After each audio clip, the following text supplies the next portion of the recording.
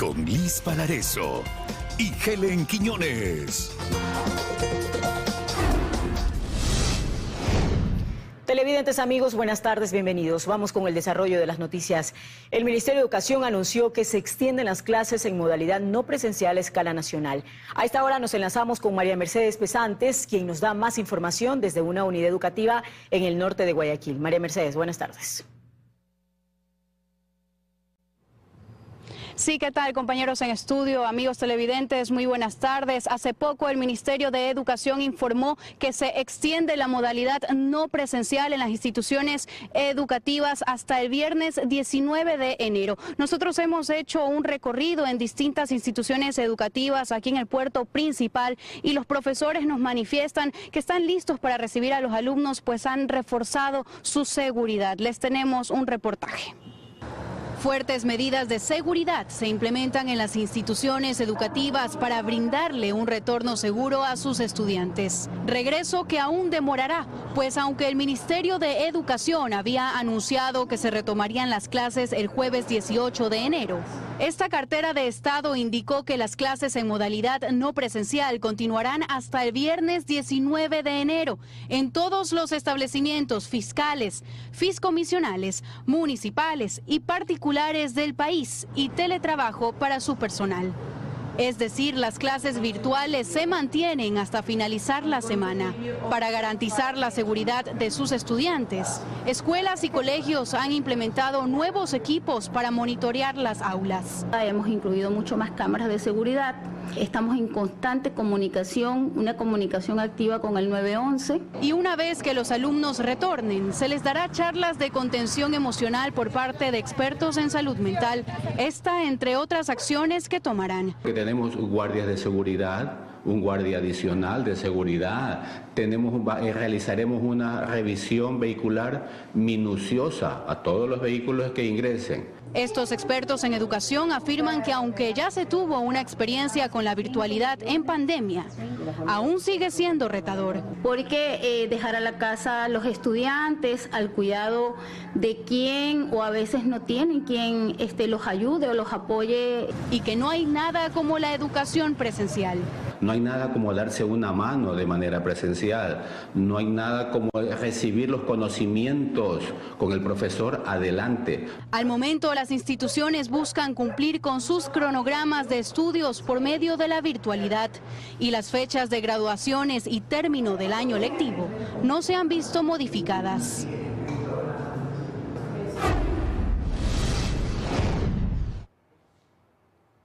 Más de 100 armas fueron decomisadas por la Policía Nacional en un operativo ejecutado esta madrugada en Quito. Vamos a hacer contacto con Juan Miguel Rodríguez, él está en el lugar del allanamiento para contarnos qué tipo de armas fueron las que decomisaron las autoridades. Hola, Juan Miguel.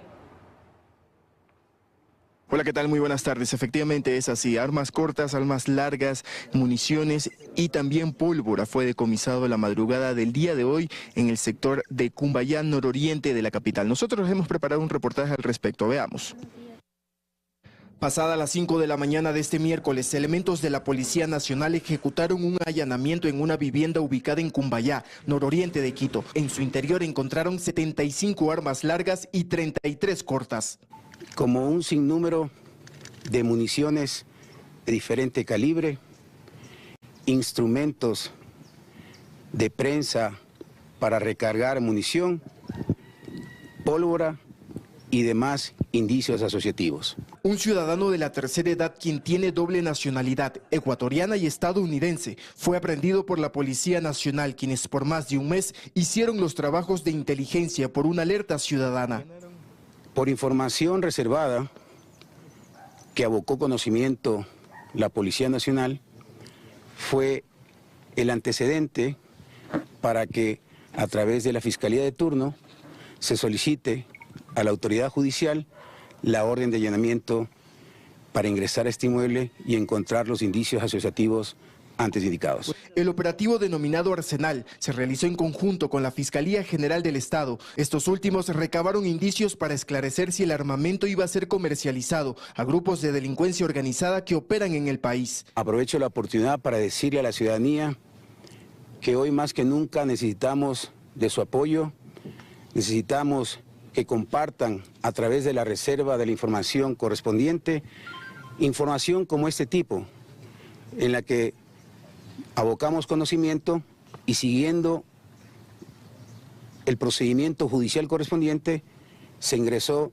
y se encontró esta gran cantidad de armamentos que hasta el momento no tienen justificación. En el momento del allanamiento, el aprehendido se encontraba solo en una casa que, según información oficial, es arrendada a un valor de aproximadamente $3.000 mensuales, dato que las autoridades también investigan. Adicionalmente, las autoridades de la Policía Nacional informaron que estas armas fueron puestas en cadena de custodia y ya las investigaciones determinarán para quiénes estaban destinadas. Esa es la información que brindamos desde el nororiente de la capital, exactamente en la parroquia de Cumbayá. Continúan ustedes en estudios. Muy buenas tardes. Buena tarde también para ti, Juan Miguel. Muchísimas gracias por este reporte. Amigos, las Fuerzas Armadas y la Policía Nacional aplican fuertes medidas de seguridad en los centros penitenciarios de Quito para evitar que los reos reciban información o disposiciones desde el exterior. Paul Cuello se encuentra en el sector del Inca con todos los detalles. Paul, buenas tardes.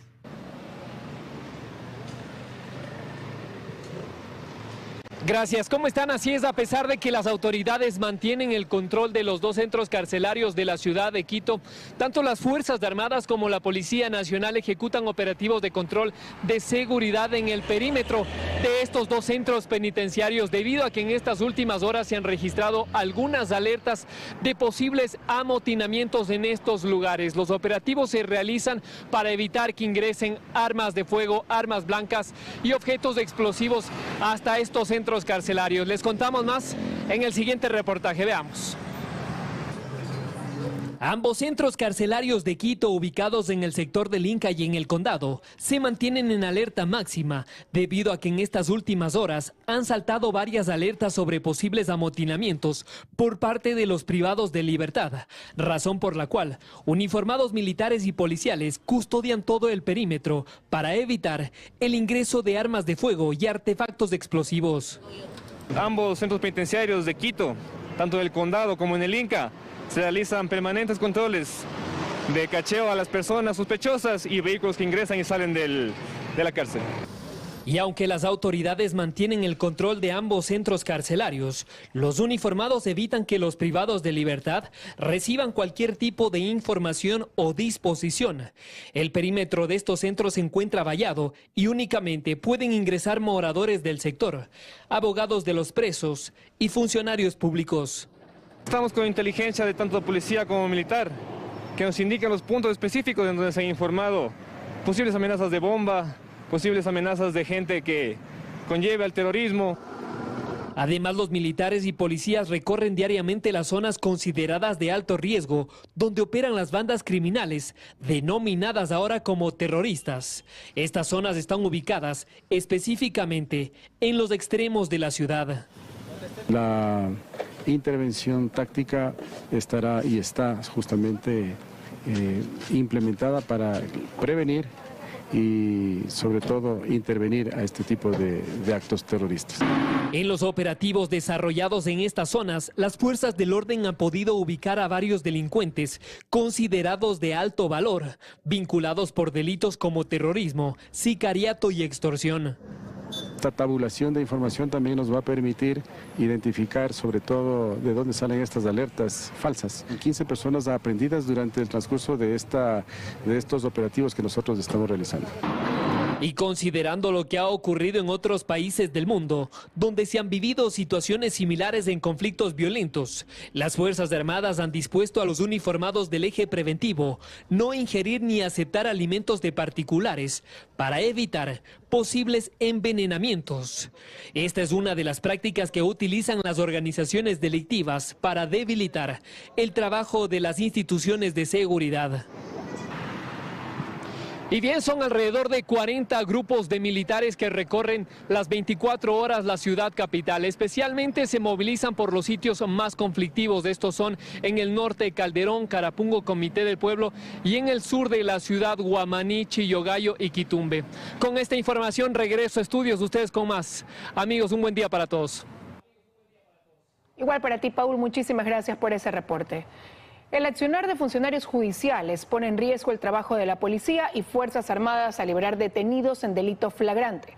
Así lo sostiene el jefe de policía de la Zona 8. En las últimas 24 horas se ha logrado capturar a 3 líderes de bandas terroristas que utilizaban fusiles de guerra para cometer sus delitos. Es el grupo táctico de la Infantería de Marina. Junto con la Policía Nacional realizaron un operativo en la ciudadela La Floresta 1, sur de Guayaquil, la noche de ayer, donde allanaron una vivienda en la que se encaletaba armas de fuego. 2 son armas largas y 7 armas cortas, entre ellas 4 pistolas y 3 revólveres. Llama también la atención la gran cantidad de munición, calibre 9 milímetros, calibre 45, calibre 40, calibre 223 y 7.62. Que son los 2 últimos calibres que mencioné, son para armas de guerra, o sea, para tipo fusil. En la acción se requisó un vehículo blindado que también era utilizado para mover armamento. Se detuvo a un sujeto quien custodiaba el armamento. Se lo identificó con el alias Orejas, el líder de una peligrosa banda del sur de Guayaquil. Se cree por inteligencia que pertenece o es controlado por grupos terroristas como Tiburones y Mafia 18. En otro operativo se interceptó un vehículo negro que circulaba por la ciudad, sin placas y totalmente blindado y vidrios polarizados. Y con balizas similares a la que utiliza la Policía Nacional. Otra de las características principales que se encontró de estos vehículos de alta gama son vehículos blindados. Y dentro de los vehículos han sido ubicadas caletas que, de acuerdo a las pericias de la Policía Nacional, serían utilizadas para encaletar o sustancias sujetas a fiscalización o armas de fuego.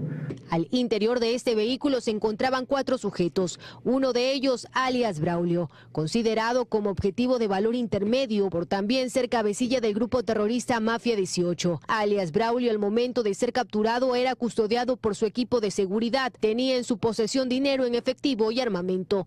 Otro miembro de organización terrorista capturado dentro de las últimas 24 horas fue alias Chelo. Su captura se dio en medio de un allanamiento a una vivienda ubicada en el sector de la 10 de agosto, decomisando fusiles, municiones y 7 bloques de marihuana. Frente a estas acciones, el comandante de Zona 8 advierte del trabajo de ciertos operadores de justicia, que en delito flagrante ya han liberado a miembros de otras bandas terroristas, como es el caso de varios delincuentes que fueron capturados el domingo, tras atentar con explosivos en los canchones de la Policía Judicial en Vía La Costa.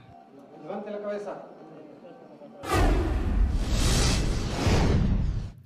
Y se refuerza la seguridad en las terminales marítimas del país tras la declaratoria de conflicto interno. Actualmente, 10 puertos del Ecuador cuentan con resguardo militar. Vamos hasta el puerto principal en este momento con nuestra compañera Bernarda Ceballos para que nos amplíe este tema. Bernarda, buenas tardes. Compañeros, ¿qué tal? Muy buenas tardes. Así es, las Fuerzas Armadas ya se encuentran desplegadas aquí en el puerto de Guayaquil con Tecone e inclusive el nivel de alerta justamente de protección aumentó de nivel 1 a nivel 2 tras la declaratoria de conflicto armado interno. Dentro del puerto de Guayaquil con Tecone existen 5 oficiales como también 50 tripulantes que se van rotando justamente las 24 horas del día. Pero para más información al respecto, les hemos preparado el siguiente reportaje, veamos. Así luce el puerto de Contecón en Guayaquil. La bandera izada de color amarillo hace referencia a que el nivel de protección en las terminales portuarias del país ascendió a fase 2. Normalmente el puerto de Guayaquil cuenta con 6 militares, pero tras la declaratoria de conflicto armado interno la cifra de uniformados ascendió a más de 50. El objetivo de estos controles es evitar un atentado terrorista en los puertos del país, además de impedir la contaminación de los contenedores con droga. Hay 3 fases, fase 1, fase 2 y fase 3. La fase 1 es normal desenvolvimiento de las actividades. Les repito, con el decreto ejecutivo 111 elevamos el nivel de seguridad a nivel 2. ¿No? Esperamos no llegar a nivel 3 porque eso ya sería parar las actividades que existen en los terminales portuarios. A escala nacional son 11 los puertos que cuentan con resguardo militar, 9 en Guayaquil, 1 en Manabí y otro en Esmeraldas. Los miembros de las Fuerzas Armadas están desplegados al exterior e interior de las instalaciones. La Fuerza Pública también realiza patrullajes marítimos. Desde la declaratoria de conflicto armado interno no se han presentado amenazas terroristas en los puertos del país, pero en cuanto al decomiso de droga, ya hay resultados desde la semana pasada. En la ciudad de Manta hubo un decomiso de aproximadamente 3.2 toneladas de estas sustancias sujetas a fiscalización. Mientras tanto, el puerto de Guayaquil hace más de un mes cuenta con 3 escáneres. Todos los contenedores son revisados.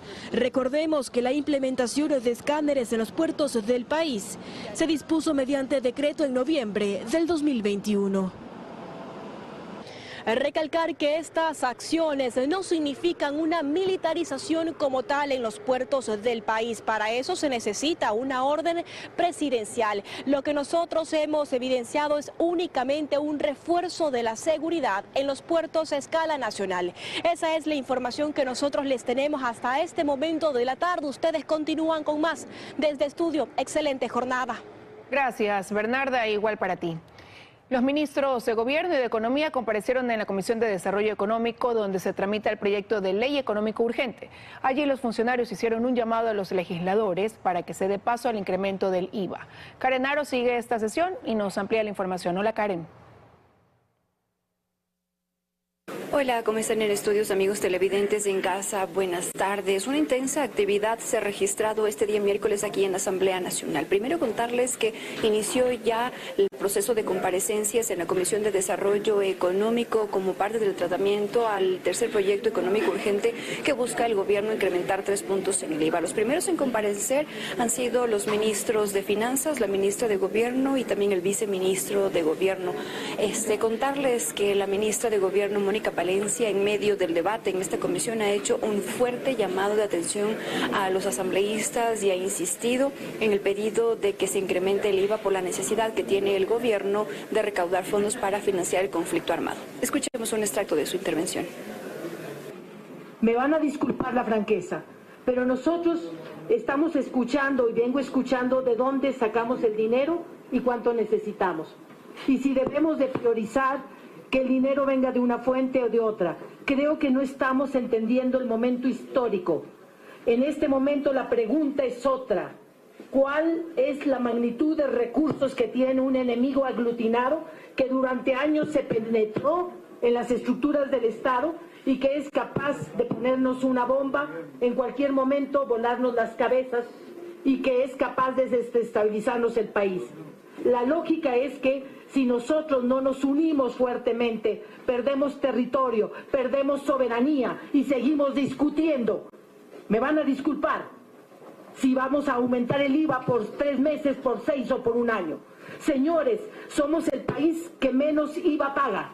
Yo no he salido en ningún video diciendo voten a favor del incremento del IVA 3 puntos. Es lo mínimo que podemos hacer. Y bien, como les decíamos, quien compareció también esta mañana aquí en la Asamblea fue el viceministro de Gobierno, Esteban Torres. Él ha insistido en las cifras que necesita el gobierno recaudar, los $1.000 millones para financiar el conflicto armado, y se sumó a la necesidad que tienen de recibir los votos aquí en la Asamblea Nacional para incrementar el IVA, pero dice que están abiertos a otras propuestas. Escuchemos.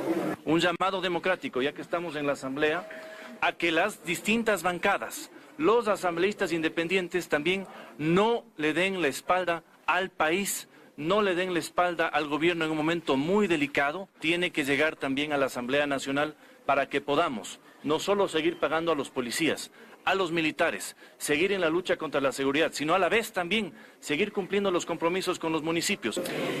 Para finalizar, nada más contarles que la sesión de desarrollo económico continúa a esta hora, pero de manera reservada, ya que el comandante general de la Policía Nacional emite un informe de cuáles son las necesidades que tienen en cuanto a armas, chalecos y munición. Nosotros permaneceremos aquí y en caso de que la información lo amerite, nos volveremos a conectar. Continúan ustedes con más, que tengan una buena tarde. Buena tarde también para ti, Karen. Muchísimas gracias. Amigos, un informe señala que en el 2023 se incautaron más de 390.000 municiones en Tumbes, localidad fronteriza con Ecuador. Según la policía peruana, hay al menos 48 caminos clandestinos por donde las armas son enviadas a Ecuador. Joana Ramos con los detalles. ¿Qué tal? El informe de inteligencia de la policía peruana fue revelado días atrás por diario El Comercio de Perú y aquí lo explicamos. Para eso, ubiquémonos en la zona. Son poco más de 1.500 kilómetros que dividen a Ecuador y Perú. Aquí, según la policía de ese país, hay más de 48 pasos clandestinos que son utilizados para el tráfico de personas, combustibles, armas y municiones. Sobre estas últimas, en el 2023 se confiscaron más de 390.000 municiones en Tumbes, un aumento del 13.000% en comparación al 2022. Otro detalle, en Tumbes, sí, a pocos minutos de Ecuador, se encontraron 9 de cada 10 municiones decomisadas en todo Perú durante el 2023.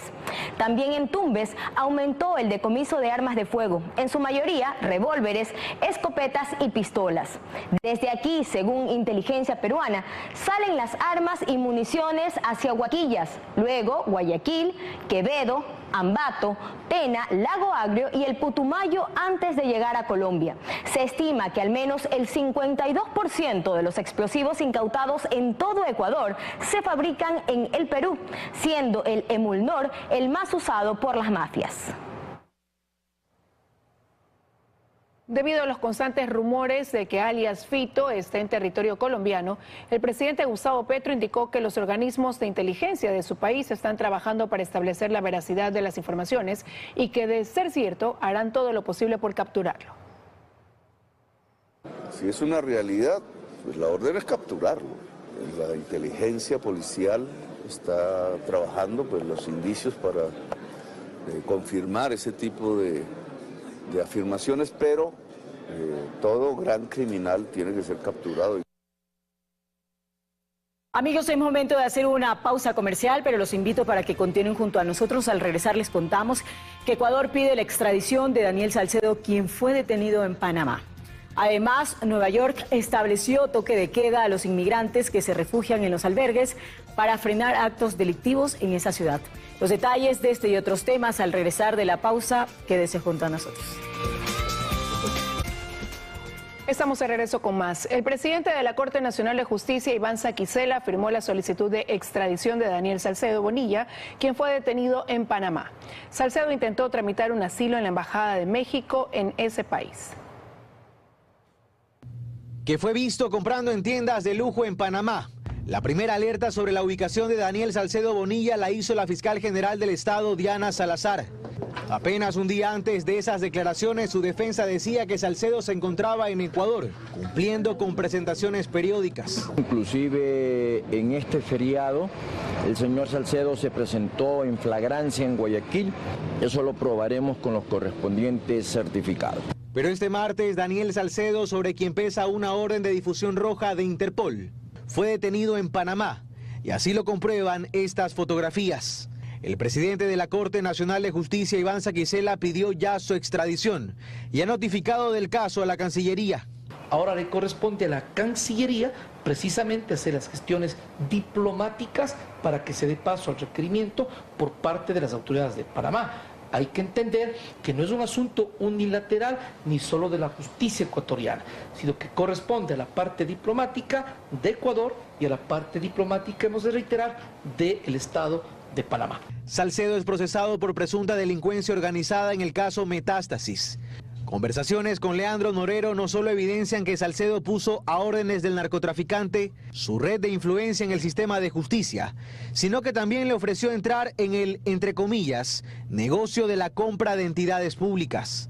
A decir de Fiscalía, era planificador de delitos contra la administración pública en empresas estratégicas como Petroecuador, CENEL, CELEC, IES, cuyo método de acción era comprar espacios públicos para que, luego de poner el gerente a su antojo, empezara a gestionar contratos y recuperar lo invertido.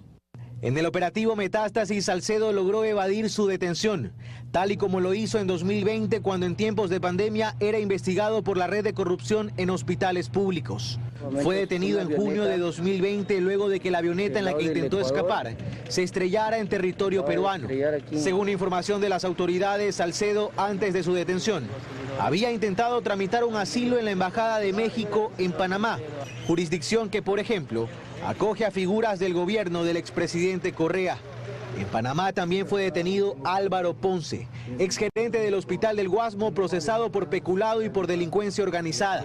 El primer caso, relacionado con la venta de medicamentos comprados por esta casa de salud pero vendidos por terceros. Uno de ellos, Abraham Muñoz, amigo de Daniel Salcedo, asesinado en la penitenciaría del Litoral en medio de una revuelta en noviembre de 2021. Para la primera semana de febrero, la Corte Nacional de Justicia deberá tener nuevas autoridades. Sin embargo, al no existir el número de jueces titulares, Iván Saquicela podría permanecer en funciones prorrogadas hasta que el Consejo de la Judicatura reactive el concurso de jueces. En la Corte Nacional de Justicia hay únicamente 15 de 21 jueces titulares y desde el 4 de febrero solo quedarán 11, pues 4 terminan su periodo de funciones. Con este escenario, asegura el constitucionalista Ismael Quintana, el único camino posible sería la prórroga en funciones, tanto de los magistrados como del presidente del organismo. Tienen que permanecer en el cargo en prórroga hasta ser normativa legalmente reemplazados. Y ese es el efecto jurídico de lo que va a pasar a partir de los primeros días de febrero, concretamente con estos 4 jueces que pasarán de ser jueces titulares a estar en un encargo, en una prórroga básicamente. Lo propio con Iván Saquicela en el caso de ser presidente de la Corte Nacional de Justicia. Pero se trata de un tema de competencia interna de la Corte Nacional de Justicia y para ello su presidente Iván Saquicela ha convocado a una sesión extraordinaria para este jueves. Allí hay 2 temas cruciales. Si se prorrogan en funciones los jueces que terminan su periodo, Byron Guillén, Walter Macías, Luis Rivera y Fabián Racines, y también Iván Saquicela en la presidencia. O se somete a votación para un nuevo presidente. Saquicela no descarta esta opción. Si es que hay las elecciones, hay la posibilidad jurídica y democrática de elegir el presidente o presidenta de la Corte. Y aquí otro dilema. El Código Orgánico de la Función Judicial determina que serán los jueces titulares quienes elijan al presidente de la Corte de entre sus miembros, lo que obliga nuevamente a ver hacia la prórroga como opción. Esto podría mantenerse así hasta que el Consejo de la Judicatura retome el concurso para jueces de la Corte Nacional de Justicia, que de momento está suspendido. Efectivamente, una vez que tengamos jueces titulares, se nombra un nuevo presidente de la Corte Nacional de Justicia y efectivamente también con eso se activaría el mecanismo para la designación del vocal presidente definitivo.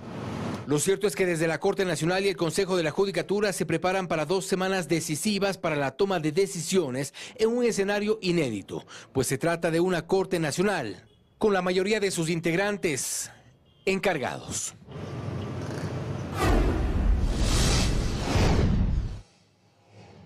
El Consejo de Participación Ciudadana dio un primer paso para la elección del nuevo presidente del Consejo de la Judicatura, pues abrió la convocatoria para integrar la veeduría que acompañará este proceso. A esta hora el Pleno está reunido, por lo que nos trasladamos con Daniela Valencia para más detalles. Hola, Daniela. ¿Qué tal, compañeras en estudio, amigos televidentes? Efectivamente, a pesar de que se tenía previsto que el Pleno del Consejo de Participación Ciudadana se instalara a las 10 de la mañana, se instaló hace apenas unos minutos. Se espera que a lo largo de esta sesión se trate la designación de los vocales del Consejo de la Judicatura, incluido su presidente. Esto a pesar de que hasta el momento no ha llegado la terna de la Corte Nacional de Justicia, y es que se tiene conocimiento que el máximo Tribunal de Justicia Ordinaria del país retrasará hasta el momento el envío de esta terna, hasta esperar que se elija el nuevo presidente de la Corte Nacional de Justicia. Sin embargo, el Pleno del Consejo de Participación Ciudadana ya allana el camino para lo que será este proceso de selección, y ellos ya iniciaron la convocatoria para los ciudadanos que quieren conformar la veeduría que acompañará el proceso de selección. La convocatoria irá hasta el próximo 23 de enero. Nosotros conversamos con el vocal Augusto Verduga y esto fue lo que nos dijo. Bueno, hay unos tiempos perentorios que establece el reglamento de veedurías ciudadanas para la conformación de los concursos. Estamos hablando de aproximadamente 25 días hasta que la veeduría quede ya plenamente conformada, calificada y acreditada. Y luego de eso vienen los pasos posteriores. ¿Y esto cuánto podría tardar luego de sus 25 días? Estamos hablando alrededor de quizás 2 meses y medio. Además de designar al presidente del Consejo de la Judicatura, el Pleno del Consejo de Participación Ciudadana y Control Social también debe designar al reemplazo del exvocal Juan José Morillo. Este es el proceso que está más adelantado, pues ya se ha designado a la comisión técnica y al equipo que llevará adelante el proceso. También deberán designar a 2 vocales suplentes. Esto en cuanto a este proceso de selección. Sin embargo, a lo largo de la sesión del día de hoy también se tiene previsto hablar sobre el proceso de selección del defensor público. Esto a pesar de que la Comisión Ciudadana de Selección aún no está integrada en su totalidad. Es lo que les podemos conversar a esta hora. Ustedes tienen más en estudios. Buena tarde. Buenas tardes también para ti, Dani. Muchas gracias. Ahora les contamos que en Nueva York estableció toque de queda a inmigrantes hospedados en albergues para contrarrestar actos delictivos y caos generado por cientos solicitantes de asilo. Además, en esos albergues se analiza la colocación de detectores de metales. Alcibiades Onofre con más información sobre la crisis migratoria. Hola, Alcibiades. Buenas tardes, y esta es una de las últimas acciones que ha tomado la ciudad de Nueva York para poder aliviar el impacto de la crisis migratoria y también hacerle frente al consumo de alcohol y drogas de muchos de los inmigrantes que están solicitando asilo y que se encuentran hospedados en los diferentes refugios. Aquí tenemos enseguida el siguiente reportaje. Ciertos grupos han sido vistos consumiendo drogas y alcohol a cualquier hora en los alrededores de los albergues para inmigrantes en la ciudad de Nueva York, donde se hospedan gratis. Y no solo eso, últimamente los ciudadanos que habitan cerca denunciaron que familias enteras con bebés van de puerta en puerta solicitando comida, dinero en efectivo y ropa para bebés.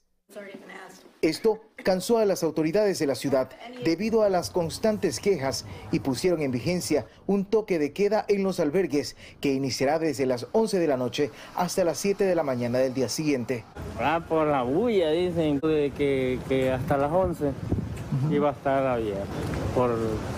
Será por el asunto del mal tiempo. Este inmigrante venezolano llegaba al refugio ubicado frente al Central Park en Manhattan y no se había enterado que ahora no podrá pasear hasta las 11 de la noche. Hasta el momento estoy conociendo y no tengo hora de entrada así. Cuando veo que está muy frío, como hoy, entro más temprano.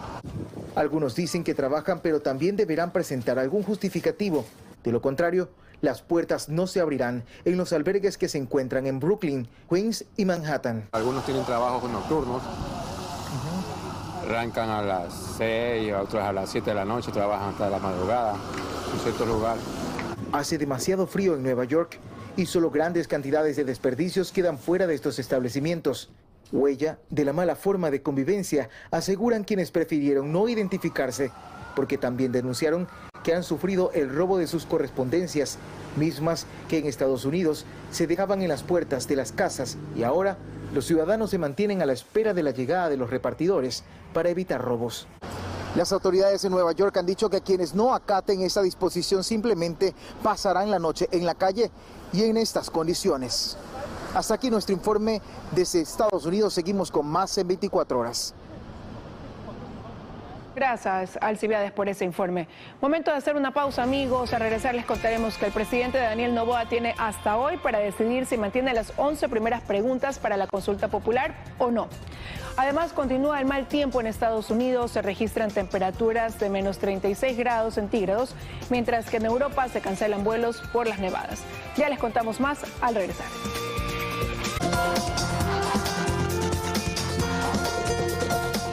Gracias por informarse junto a nosotros. La jueza de la Corte Constitucional, Teresa Núquez, dio un plazo de 24 horas al presidente Daniel Noboa para que decida si mantiene las 11 primeras preguntas para la consulta popular o no. Expertos señalan que la Corte le está dando al primer mandatario la posibilidad de rectificar. El plazo termina esta tarde. Como una acción poco usual pero oportuna, califican expertos al plazo de 24 horas que dio la jueza constitucional Teresa Núquez al presidente de la República para que se pronuncie sobre si mantiene o no las 11 preguntas para la consulta popular que envió a ese organismo el pasado 2 de enero. Lo que está haciendo la Corte Constitucional es quizás dándole la posibilidad al presidente de que pueda rectificar, me parece a mí, de forma que no se vea como un revés político. Es la primera vez que la Corte Constitucional emite un pronunciamiento de esta naturaleza. La jueza Núquez se fundamenta en el artículo 8 del Reglamento de Transición de Procesos. Lo que dice esta disposición es que la Corte y los jueces pueden solicitar informes técnicos para resolver el caso. No preguntarle al solicitante si se ratifica o si retira las preguntas. Creo que es un primer pronunciamiento de que la Corte quizás considera que no son preguntas que vayan a ser útiles. Ávila explica que el primer paquete de preguntas no requiere de una consulta popular. 7 preguntas ya tienen regulación normativa. 8 preguntas tienen que ver con que el presidente presente, si es que se dice sí en la consulta, presente una reforma normativa.